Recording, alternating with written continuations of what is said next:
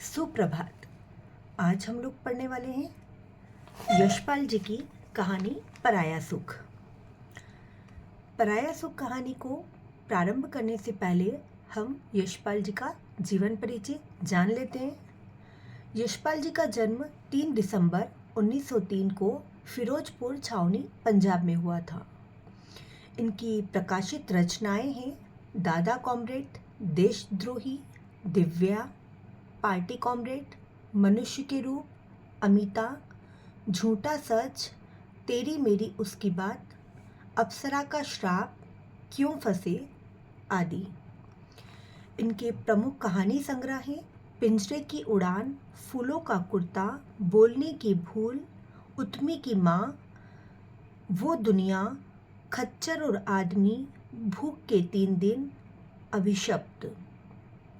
इनकी एक ही आत्मकथा है और बहुत प्रसिद्ध आत्मकथा है। कई बार यूजीसी नेट, असिस्टेंट प्रोफेसर आदि परीक्षाओं में पूछी जाती हैं।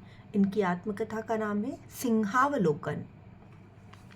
इनके उपन्यास तेरी मेरी उसकी बात पर इन्हें साहित्य अकादमी पुरस्कार प्राप्त हुआ था। ये सभी वस्तुनिष्ठ प्रश्न बनते हैं जो कि इस पाठ से महत्वपूर्ण हैं। अब हम पराया सुख कहानी का प्रारंभ करते हैं। पराया सुख कहानी में प्रमुख पात्र है मिस्टर सेठी। स्त्री पात्रा के रूप में है उर्मिला और उसका छोटा बच्चा बल्लू। इन सभी के नाम आप लोग ध्यान से सुनना और याद रखना। उर्मिला के पति का नाम है मिस्टर मदन। कहानी का प्रारंभ एक पहाड़ी क्षेत्र से होता है। यह कहानी पहाड़ी क्षेत्र पठानकोट की है, जहां स्टेशन पर एक अमीर व्यक्ति मिस्टर सेठी अपने सामान के साथ डलहौजी जाने के लिए खड़ा है। वर्षा का मौसम है, चारों ओर तेज ठंडी हवाएं चल रही हैं। मौसम बहुत ज़्यादा खराब है। सैकड़ों मुसाफिर स्टेशन के वेटिंग रूम में बैठे हैं, टैक्सी तथा गाड़ियों का इंतजार कर रहे हैं। सेठी जो है वो एक अमीर व्यक्ति हैं। उन्हें टैक्सी और गाड़ियों की कमी नहीं थी। ठीक है, अचानक ही उनका ध्यान स्टेशन पर घूमते हुए उस ओर जाता है जहां एक युवती लंबा काला कोट और सफ़ेद साड़ी पहने अपने 1.5-2 वर्ष के बच्चे के साथ पहुंचती है। वह युवती देखने में बहुत सुंदर और सुशील नजर आती है। उसे देखते ही मिस्टर सेठी को अनायास ही सुखद अनुभव होने लगता है। उसे देखकर ऐसा लगता है जैसे कि वह स्त्री अपने खुशहाल जीवन से बहुत खुश थी। वह स्त्री भी डलहौजी जाने के लिए कार ड्राइवर से बात करती है, पर कार का भाड़ा बहुत ज़्यादा होने से वह मूल्य पूछकर खड़ी हो जाती है।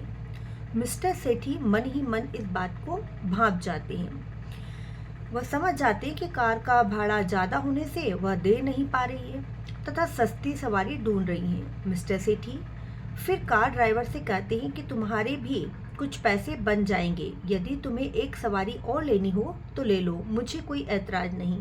ड्राइवर उस महिला से बात कर लेता है।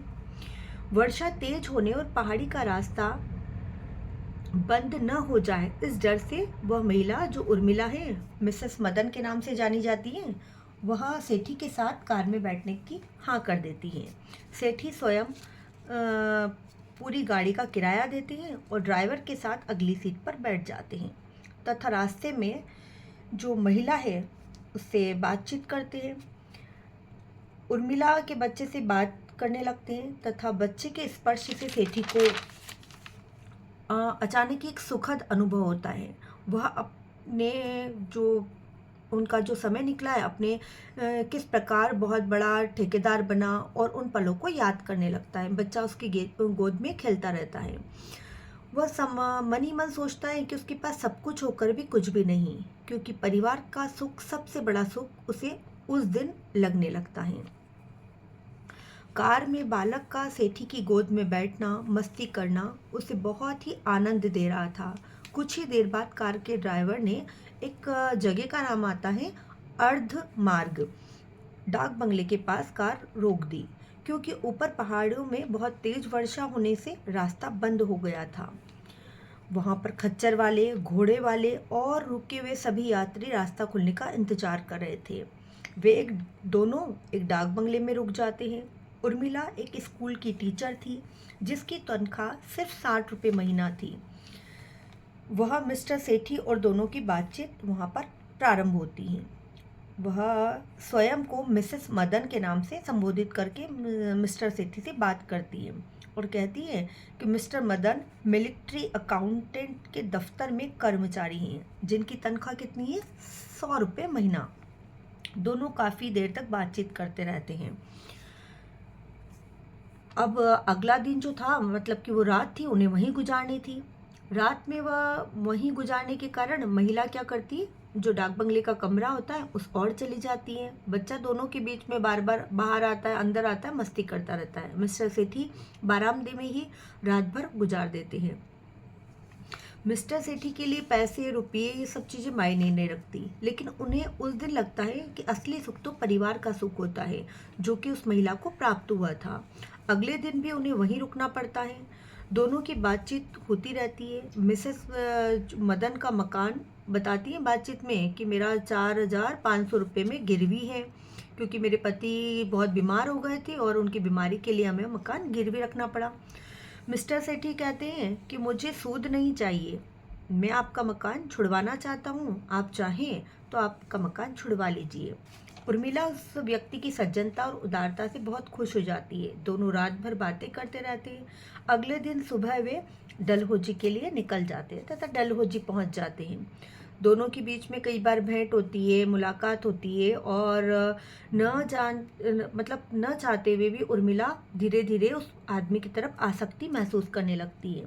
2 ही महीने में जो वो व्यक्ति है मिस्टर मदन को अकाउंट की नौकरी छुड़वाने के लिए कहता है तथा सेठी एंड कंपनी का काम सौंप देता है और mister Madan Sethi and company का काम देखने लगते हैं। उनकी तनख्वाह भी ज़्यादा हो जाती है, 400-500 रुपये तक उनकी तनख्वाह हो जाती है। पहले वो 100 रुपये कमाते थे, जिससे बड़ी मुश्किल से उनके घर का जो है खर्च चलता था। सेठी बार बार डलहौजी काम के सिलसिले में आता रहता और उर्मिला से मिलता रहता।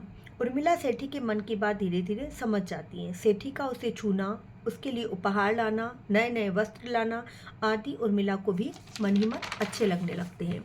वह उर्मिला से एक दिन अपने प्रेम का इजहार कर देता है। उर्मिला चाहकर भी उसके प्रेम को स्वीकार न कर सकी।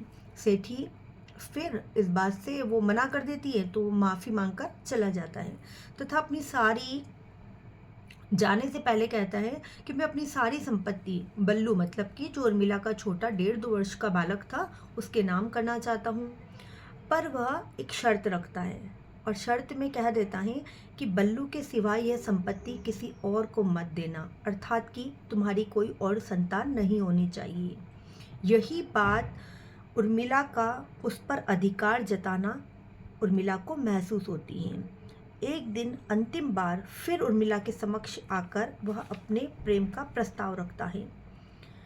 उर्मिला मन ही मन सेठी को चाहती है, लेकिन एक आत्मग्लानि से भर जाती है और उसे खुद ही से आत्मग्लानि होने लगती है कि मैं मेरे पति के साथ, मतलब मिस्टर मदन के साथ में शायद ही अच्छा नहीं कर रही हूँ या मिस्टर सेठी के साथ में अच्छा नहीं कर रही हूँ, और वह जो मिस्टर सेठी के प्रस्ताव को मना कर देती है। पर उसका मन सेठी के लिए आतुर हो जाता है और वह जब मिस्टर सेठी उसकी इस बात को सुनते हैं, प्रस्ताव को जब ठुकरा देती है, तो मिस्टर सेठी चले जाते हैं। कई दिन बीत जाते हैं, लेकिन बार बार उसी रास्ते की ओर उर्मिला की निगाहें ठहर जाती हैं जिस रास्ते से मिस्टर सेठी गए थे। उसे लगता है कि मिस्टर सेठी एक दिन लौटकर जरूर आएंगे। अब कहानी पर यहाँ हमारे लेखक ने एक मध्यम वर्गीय परिवार की स्त्री उर्मिला का चित्रण किया है। उसमें बताया है कि किस प्रकार वह महिला एक द्वंद्व में फंस जाती है।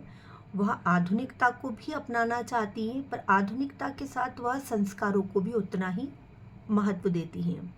यहाँ पराया सुख जो कहानी का शीर्षक है, उसमें लेखक ने बताया है कि कभी कभी कई सारे व्यक्तियों के साथ ऐसा होता है कि उन्हें अपने परिवार में या अपने इर्द गिर्द वह सुख अनुभव नहीं होता है या उस सुख की पूर्ति नहीं हो पाती है, जो कि कई बार हम दूसरों के साथ घुल मिल कर, दूसरों के साथ रहकर उस सुख को अनुभव करते हैं।